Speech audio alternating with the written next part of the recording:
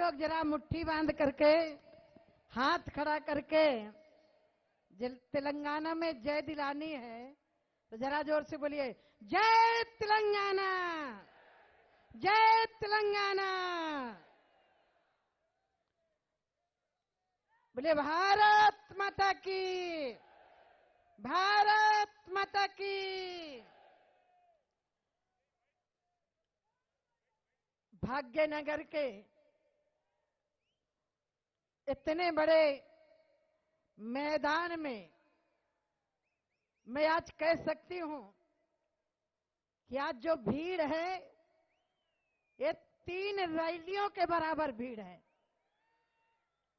इसके लिए मैं आप सबका शीश झुका करके मर्यादा पुरुषोत्तम भगवान राम की धरती के होने के नाते मैं आप सबका अभिनंदन करती हूं। आज के ऐतिहासिक रैली में जिनके नेतृत्व में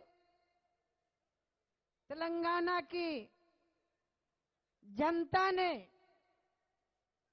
परिवर्तन करने का मन बना लिया है, ऐसे पार्लियामेंट में हमारे सहयोगी बंटी संजय जी प्रदेश अध्यक्ष जी का ताली बजा करके जरा स्वागत करिए। हिंदी समझ में आ रही है? पक्का? पीछे वालों को आ रही है?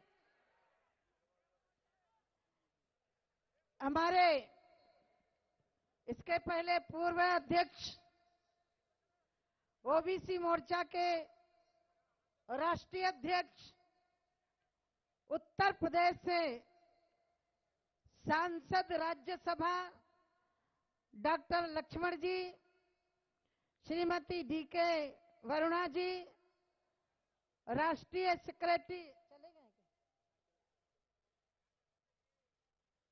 मुरलीधरन जी चले गए जी, श्री जी मोहन राव जी पार्लियामेंट में 2014 से, आवाज सही रखो भाई, 2014 से 19 तक हमारे सदन में सहयोगी रहे आदरणीय जितेंद्र रेड्डी जी, प्रभाकर जी, आदरणीय रामचंद्र राव जी, श्री प्रोफेसर रेड्डी जी, प्रदीप कुमार जी, कुमारी बंगारू श्रुति जी, श्री मनोहर रेड्डी जिनके नेतृत्व में पूरी यात्रा की व्यवस्था देख रहे हैं, उनकी पूरी टीम को मैं बधाई देती हूं।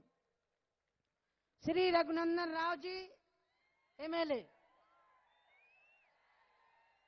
श्री विवेक जी, और अभी जिन्होंने मोदी जी के नेतृत्व पर विश्वास करते हुए कांग्रेस को छोड़ करके भारतीय जनता पार्टी में आए, श्री राम गोपाल जी का सभी लोग पार्टी की तरफ से हार्दिक स्वागत अभिनंदन करते हैं। मंच पर जिनसे मैं बहुत पहले से परिचित हूं, श्री एस राव जी मूर्ति, श्री राम एन जय विंदा जी, श्री देवानंद जी, श्री विश्वनाथन जी, श्री एम श्याम जी तथा मंच पर उपस्थित भारतीय जनता पार्टी के सभी मोर्चों के पार्टी के पदाधिकारीगण, सामने बैठे हुए आप सबको देख करके मैं कह सकती हूं कि ये प्रयागराज की त्रिवेणी है, इस संगम में जहां जनता आई हुई है। सभी नौजवानों का, बहनों का, भाइयों का मैं अभिनंदन करती हूं। मीडिया के पत्रकार साथियों का भी अभिनंदन करती हूं। और अभी मेरे दाहिनी तरफ अपने तेलंगाना की भाषा में और यहां के कल्चर की प्रस्तुति कर रहे थे उन कलाकारों का भी मैं अभिनंदन करती हूं। भाइयों बहनों, मैं यहां बहुत पहले भी आई हूं, शायद यहां पुराने लोग होंगे, मालूम होगा। इस भाग्यनगर में आज के 10 साल पहले जैसे आप बैठे हो वैसे ही एक बहुत बड़ा हिंदू सम्मेलन हुआ था, उसमें मुझे बुलाया गया था। उसके बाद से लगातार लक्ष्मण जी के नेतृत्व में यात्रा चली, तब भी मैं आई। अभी 2 महीना पहले 3 दिन इसी रंगारेड्डी जिले में मैं रह करके गई हूं। भाइयों बहनों, मेरे पास विषय बहुत है। मैंने जब इस प्रदेश में 3 दिन इस जिले में प्रवास किया, यहां की सरकार की कार्यशैली से मुझे अवगत होने का अवसर मिला। और अभी जब मैं आई यहां, इसके पहले एक मुझे जानकारी और मिली है, और वर्तमान सरकार से उम्मीद नहीं की जा सकती। इससे प्रदेश में अंधाधुंध धर्मांतरण का भी काम चल रहा है, यह भी मुझे जानकारी मिली है। मेरे प्रिय बंधुओं, यहां एक देश को तोड़ने वाले नेता भी हैं। मुझे कहने में संकोच नहीं लगता, भारतीय जनता पार्टी को सांप्रदायिक कहने वाले लोग हैं। आप सब जानते हैं, ओवैसी जैसे लोग इस देश के भाईचारे को तोड़ने का काम कर रहे हैं। मैं आपसे पूछना चाहती हूं, देश को तोड़ने की भाषा कौन बोलता है? ओवैसी का भाई कहता है 10 मिनट के लिए फोर्स हटा लिया जाए, हम बता दें कि हम औकात क्या है हमारी। ऐसे लोग भी हैं। मेरे प्रिय बंधुओं, मुझे साफ नजर आ रहा है तेलंगाना में बहुत बड़ा परिवर्तन होने वाला है। भारतीय जनता पार्टी की सरकार आने वाली है। इससे प्रदेश को जिन्होंने लूटा है, मैं उस प्रदेश से आई हूं जिस प्रदेश में प्रदेश के विकास का पैसा लूटा था, योगी जी उनके घरों में बुलडोजर चलवा रहे हैं। ऐसी सरकार चाहिए कि नहीं चाहिए? जरा हाथ खड़ा करिए, चाहिए कि नहीं चाहिए? ये गाड़ी कमाई जनता की मुफ्त में लूटने वालों के, चाहे वो फिर नेता ही क्यों ना हो, भारतीय जनता पार्टी की सरकार आई तो ऐसे लोगों के घर जरूर गिराए जाएंगे। ऐसे लोगों के हिसाब किताब होने चाहिए कि नहीं होना चाहिए? आए? होना चाहिए ना? पक्का? अभी एक देश के नेता यात्रा निकाल रहे हैं, भारत छोड़ो आंदोलन। अरे भैया, भारत छोड़ो किसके लिए कर रहे हो? अब मुझे बोलना नहीं है, लेकिन भारत छोड़ो आंदोलन अब कांग्रेस के लिए है या और किसी के लिए नहीं है। राहुल गांधी जी, चाहे राहुल गांधी हो, चाहे यहां के मुख्यमंत्री हो, चाहे पश्चिम बंगाल की मुख्यमंत्री हो, चाहे बिहार के मुख्यमंत्री हो, सारे के सारे प्रधानमंत्री बनना चाहते कि नहीं बनना चाहते? आए? चेहरा तो प्रस्तुत कर रहे हैं। रामायण पढ़ी है कि नहीं पढ़ी है? पढ़ी है ना? थोड़ी बहुत तो जानते होंगे ना? सीरियल चला था तो देखा था कि नहीं देखा था? देखा था ना? तो जनकपुरी में धनुष यज्ञ हुआ था, उसमें सारे राजा इकट्ठे होकर के धनुष उठाने के लिए प्रयास कर रहे थे। तो किसी ने पूछा, भैया जब सारे लोग मिलकर उठा रहे हो, धनुष टूट गया तो सीता जयमाल किनके डालेंगी?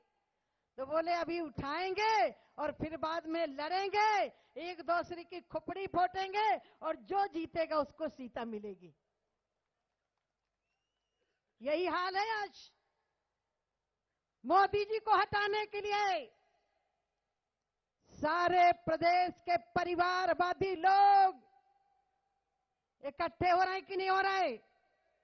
आए मोदी जी के खिलाफ नेता विरोध कर सकते हैं, लेकिन देश की जनता मोदी जी के साथ खड़ी है, तुम कुछ भी नहीं बिगाड़ पाओगे। अब कल्पना करिए, यहां पीएफआई को संरक्षण देने वाले लोग हैं, पीएफआई के ऊपर कार्रवाई होती है तो दर्द नेताओं के पेट में पैदा होता है। देश के तोड़ने वालों के साथ कार्रवाई होनी चाहिए कि नहीं होनी चाहिए? होना चाहिए कि नहीं होना चाहिए? 2014 के पहले ये हैदराबाद सुरक्षित था क्या? आतंकवादियों के साए में पूरे भारत में होता था कि बस से सावधान रहना, रेलवे स्टेशन में सावधान रहना, बाजार में सावधान रहना, लावारिस वस्तु में बम हो सकता है। ये होता था कि नहीं होता था? और आज होता था, पत्थर पत्थर दहक रहा था। कश्मीर की घाटी का विस्फोटों से दिल घायल था, बंबई की चौपाटी का। लेकिन मोदी जी ने कहा उग्रवाद का होकर कोई काम नहीं होगा, गद्दारों का इस धरती पर कोई नाम नहीं होगा। मैं आपसे पूछना चाहती हूं, मैं जब राष्ट्रीय कार्य समिति के पहले 3 दिन इस जिले में घूमी, सरपंच जनता के द्वारा चुने जाते हैं कि नहीं चुने जाते?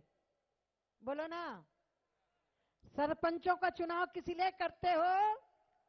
कि गांव में विकास हो। लेकिन इस प्रदेश की सरकार, केसीआर की सरकार, उन गांव पंचायतों का पैसा रोक करके रखे हुए है। ऐसी सरकार चाहिए क्या? मैं अभी देख रही थी,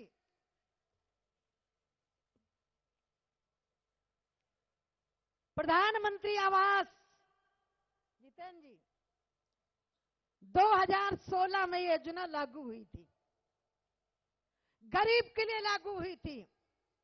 मैं आपसे पूछना चाहती हूं, गरीब का घर पक्का होना चाहिए कि नहीं होना चाहिए?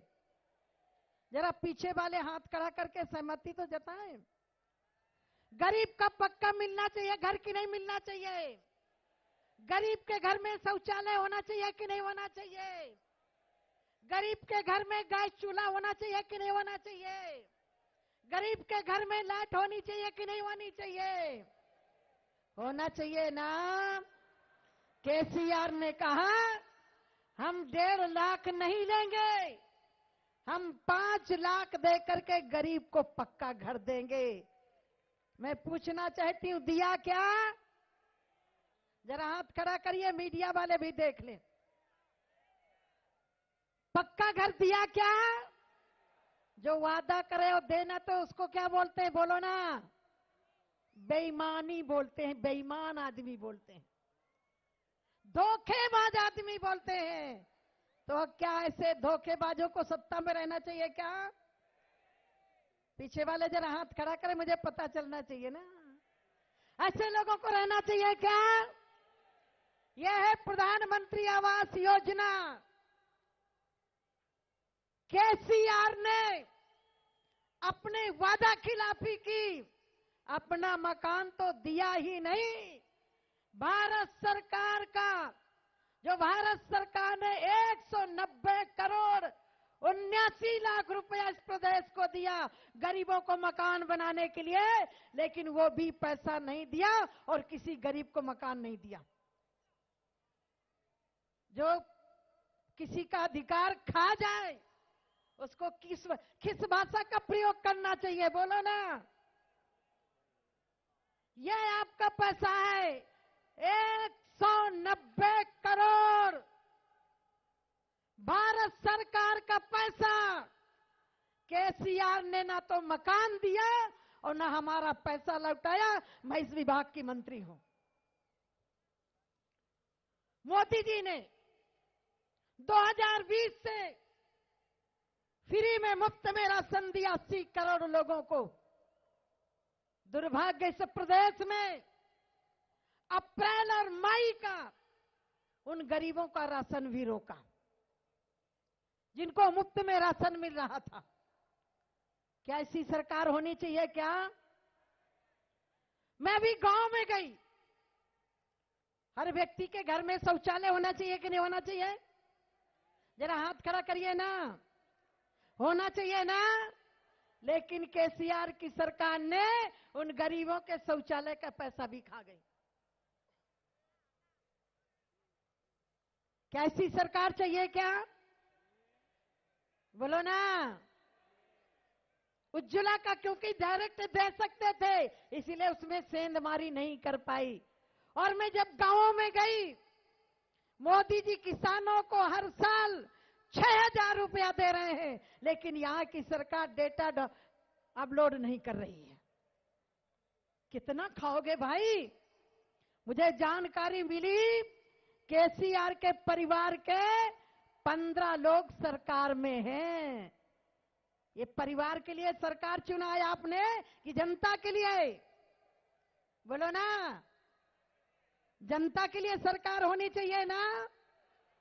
ये अब दामाद, भांजा, भाई, भतीजा, चाचा सारे लोग आपका पैसा लूटे।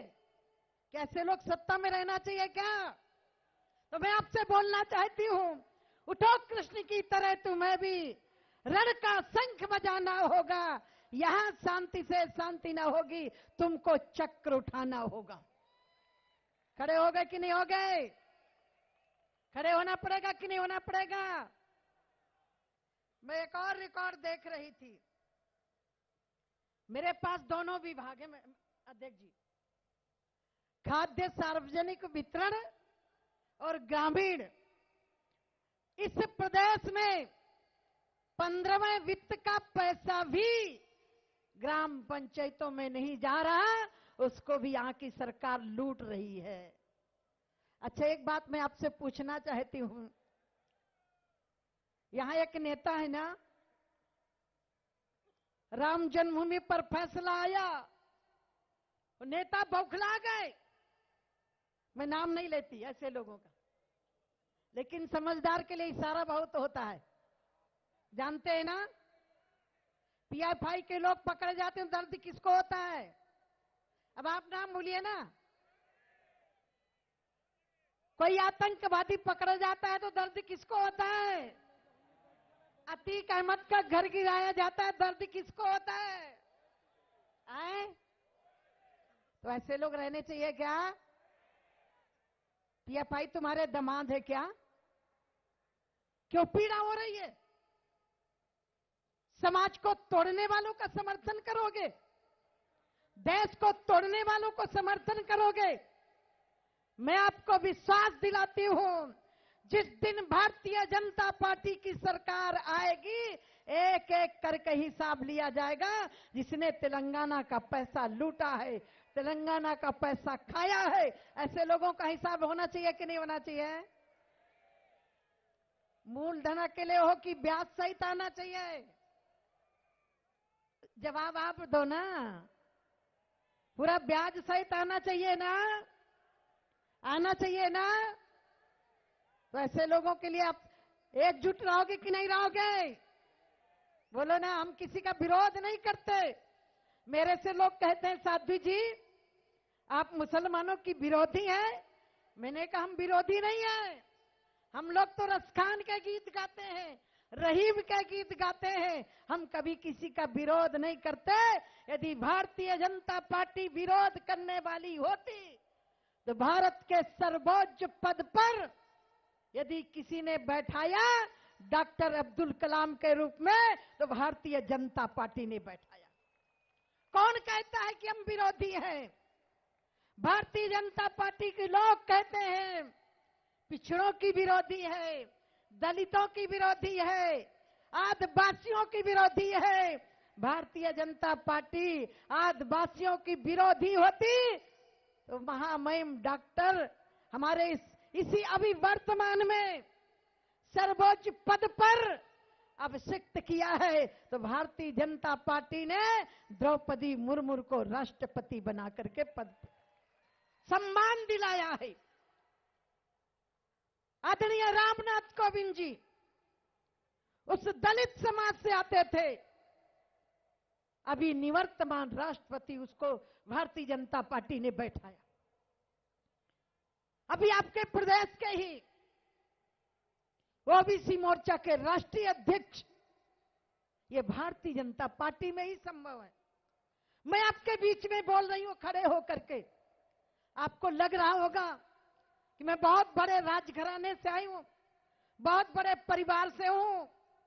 भाइयों बहनों, मुझ जैसे व्यक्ति यदि मंत्री परिषद में शामिल हो सकते हैं, एक गरीब बाप की बेटी, फौड़ा चलाने वाली बाप की बेटी सरकार में सम्मिलित हो सकती है, तो तेलंगाना का आदिवासी भी सरकार में शामिल हो करके सत्ता की भागीदारी निर्वहन करेगा। ऐसी सरकार चाहिए कि नहीं चाहिए? अच्छा, मैं आपसे पूछना चाहती हूं, 2014 के पहले देश की स्थिति अच्छी थी क्या? है? देश का माहौल अच्छा था क्या? देश का माहौल, भारत का जो एक चित्र था विदेशों में, मोदी जी ने उसको बदला कि नहीं बदला? बदला ना। मैं आपसे एक बात और पूछ, कोविड आया ना, कोविड ने पूरे देश को प्रभावित किया ना, तेलंगाना तो नहीं प्रभावित हुआ था ना?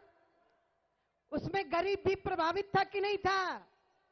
अमीर प्रभावित था कि नहीं था? थे ना। और मोदी जी नहीं होते तो करोड़ों गरीबों परिवारों के घर में रोटी नहीं बनती। मोदी जी ने घर बैठे लोगों के राशन पहुंचाया। ये काम किया कि नहीं किया? 4 बच्चे मां बाप को रोटी नहीं दे पाते, लेकिन देश के अंदर माननीय प्रधानमंत्री ने 80 करोड़ लोगों को मुफ्त में राशन दिया। कोविड के समय पर दिया कि नहीं दिया? बोलो ना। अच्छा, मैं आपसे एक बात और पूछना चाहती हूं, राहुल गांधी जी यात्रा यहां भी आ रही है क्या? आने वाली है। मैं आपसे पूछना चाहती हूं, राहुल गांधी जी भारत छोड़ो आंदोलन क्या कर रहे हैं? पद यात्रा क्या कर रहे हैं? भारत छोड़ो। मुझे लग रहा है अब ये स्वयं ननिहाल जाने वाले हैं, इसलिए आखिरी यात्रा निकाल रहे हैं। ठीक है ना? अब ये सत्ता में आने वाले नहीं है। अब देश की जनता, मैं बुंदेलखंड की हूं। एक बार राहुल गांधी हमारे बुंदेलखंड में गए, एक गरीब की झोपड़ी में गए कि गरीबों को हम पक्का मकान देंगे। वो गरीब को मकान नहीं मिला, उसके घर की रोटी जरूर, और वो रोटी भी नहीं खाई थी, होटल से मंगवा करके उसके घर में अकेले खाया था। क्या किसी के घर में रोटी खाने से गरीबी दूर होती है क्या? बोलिए ना। किसी के झोपड़ी में चारपाई में बैठ करके गरीबी दूर होती है क्या? 2014 से भारत के यशस्वी प्रधानमंत्री जी, लोग कहते थे मोदी जी लाल किले से शौचालय की बात करते हैं। हमसे पूछो, गरीब से पूछो, जिसके घर में शौचालय नहीं होता उसको कितनी परेशानियां होती हैं। मोदी जी ने गरीबों को शौचालय देने का काम किया। मोदी जी ने गरीबों को घर देने का काम किया। मोदी जी ने किसानों को गरीबों के खातों में पैसा देने का काम किया। 10 करोड़ के लगभग गरीबों को एलपीजी गैस देने का काम किया। तो मोदी जी ने गलत काम किया क्या? है? अच्छा काम किया है ना? पता नहीं, मुझे संजय जी ने कहा कि मैंने कहा था दीदी को भेजो। मेरी भाषा समझ में आ रही कि नहीं आ रही? पक्का आ रही है ना? मैं कहां से हूं? हम नारा लगाते थे राम लला हम आएंगे। आप लोग काफी लोग यहां से भी गए थे जब ढांचा टूटा था। हमारे से लोगों ने, मैं तो वहां थी, लोगों ने कहा साध्वी जी आप लोगों ने ढांचा तोड़ा। हमने कहा हाँ तोड़ा, क्योंकि वह मस्जिद नहीं थी। मर्यादा पुरुषोत्तम भगवान राम को हमें अपमानित करने के लिए मंदिर तोड़ करके मस्जिद बनाई गई थी, इसलिए हमने तोड़ा। मैं आपसे पूछना चाहती हूं, एक नेता और पैदा हुए हैं, आम आदमी। सुना है कि नहीं सुना है? आम आदमी सुना है ना? बेचारे अन्ना हजारे ने आंदोलन किया, आंदोलन भ्रष्टाचार के खिलाफ किया। उसी आंदोलन से निकले अरविंद केजरीवाल, पंजाब में सरकार बनते उनके स्वास्थ्य मंत्री जेल गए, दिल्ली के मंत्री जेल गए। जेल किस लिए गए भाई? पूजा करने के लिए जेल गए हैं बेईमानी। अच्छा एक बात मैं आपसे पूछती हूं, 2014 से भारतीय जनता पार्टी की सरकार चल रही है, किसी नेता के ऊपर कोई अंगुली नहीं उठा सकता कि किसी नेता ने भ्रष्टाचार किया है। हम पारदर्शिता से काम कर रहे हैं, हम देश हित में काम कर रहे हैं। यही के नेता, कश्मीर के नेता बोलते थे 370 धारा पर हाथ लगाया तो तिरंगा उठाने वाला कोई नहीं मिलेगा। अच्छा मैं आपसे पूछती हूं, ये जो जहां हम बैठे हैं इसको भारत में विलय किसने करवाया था?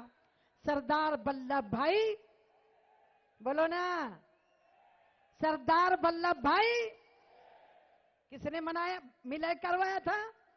और यहां की सरकार को हिम्मत नहीं पड़ी कि इसको विलय का महोत्सव मनाया जाए।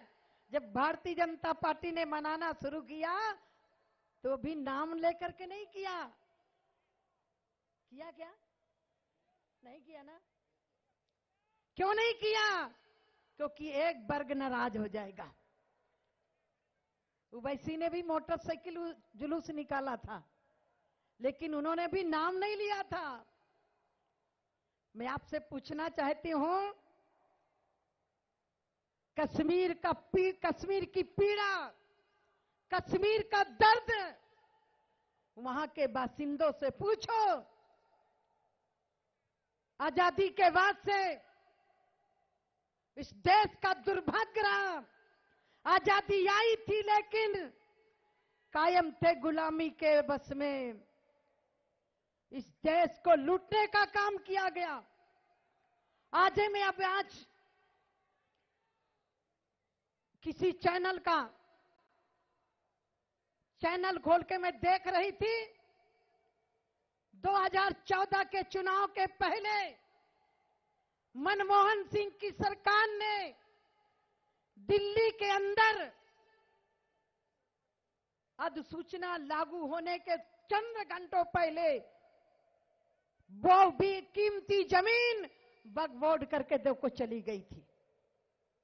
हम किसी का विरोध नहीं करते, हम सब भारतवासी हैं, लेकिन कोई भारत मां को डाइन कहे तो आप बर्दाश्त करोगे क्या? राम को अय्यास कहे, ऐसे लोगों को बर्दाश्त करोगे क्या? गंगा मां को चुड़ैल कहे, ऐसे लोगों को बर्दाश्त करोगे क्या? तो मैं आप सबसे इतने निवेदन करती हूं, कमर कस लीजिएगा। उत्तर प्रदेश के लोग भी निराश हो गए थे। 12 में मैं विधायक बनी, 47 लोग जीते थे, ज्यादा नहीं थे। आप विधायक जी चिंता मत करिएगा, हम उत्तर प्रदेश में जहां इतनी बड़ी आबादी वाला प्रदेश, सिर्फ 47 विधायक थे। हम जब चुन करके गए, हमने कहा ये 47 का काम करेगा, चिंता मत करिएगा। 2017 में 325 सीटें जीत करके आए। तो आपके 3 विधायक है ना, तो 3 में 3 जीरो लगाने की जरूरत है, ज्यादा कुछ करने की जरूरत नहीं। ठीक है ना? आप विधायक बनेंगे, सरकार बनेगी और यहां के लुटेरों को बस्ता बांधने के लिए तैयार करना पड़ेगा। और लूटने वालों की यात्रा कहां होती है? बोलो ना, कहां होती है? कहां होती है? जेल होती है ना। जिन्होंने आपकी गाड़ी कमाई लूटी है, तो लूटने वाले जेल जाए कि लूटने वाले जाए? आए? लूटने वाले को जाना चाहिए कि नहीं जाना चाहिए? तो मैं आप सबको बहुत बहुत अभिनंदन करती हूं। संजय जी, लक्ष्मण जी, जितेंद्र जी, जितने भी हमारे तीनों विधायक हैं, चिंता मत करिए। जेल एक वो व्यक्ति जाता है समाज की सेवा करके, वो प्रसन्नता पूर्वक जाता है, और एक जो वो जाते हैं जो जनता की गाड़ी कमाई लूटते हैं। तो चिंता मत करिएगा, हम लोग भी जेल गए हैं, हम लोग भी अपने बेईमानी करके नहीं गए, हम राम आंदोलन में जेल गए हैं, लेकिन राम को मुक्ति दिलाई कि नहीं दिलाई? बोलो ना। तो बेईमानी करने वालों के जेल जाने के रास्ता खुल चुके हैं, चिंता मत करिएगा। आप सब लोग बहुत अच्छे हैं।